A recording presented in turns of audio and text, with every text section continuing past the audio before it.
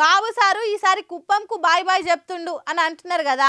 ఆడికెళ్ళి భువనేశ్వరి మేడాన్ని బరిలకు దింపి సార్ ఇంకో ఊరు చూసుకోవాలని అనుకుంటుండట. అందుకేనేమో ఇన్నేళ్ళు మా ఆయనను గెలిపించిండ్రు, ఇప్పుడు ఆయనకు రెస్ట్ ఇద్దాం, ఈసారి నన్ను గెలిపియండ్రి అని అంటున్నది. ఇక మేడం అన్న మాటలకు జగనన్న ఎట్లా సురుకులు తలిగించిండో చూడురి. ఏం మజా వస్తుంది మామ ఏపీ పాలిటిక్స్ చూస్తుంటే.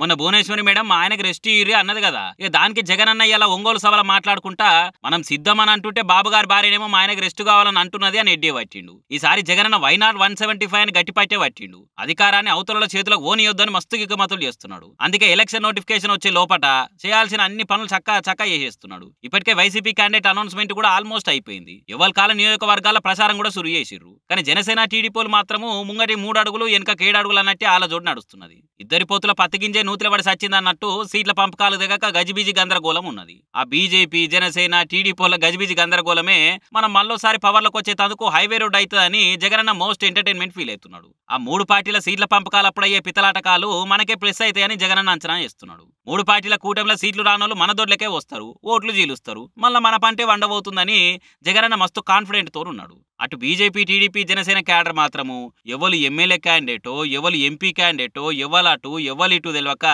3 పార్టీలు అటో ఇటో అని ఎటటో పోతున్నాయి. మరి చూడాలి ఏమవుతుంది ఇక.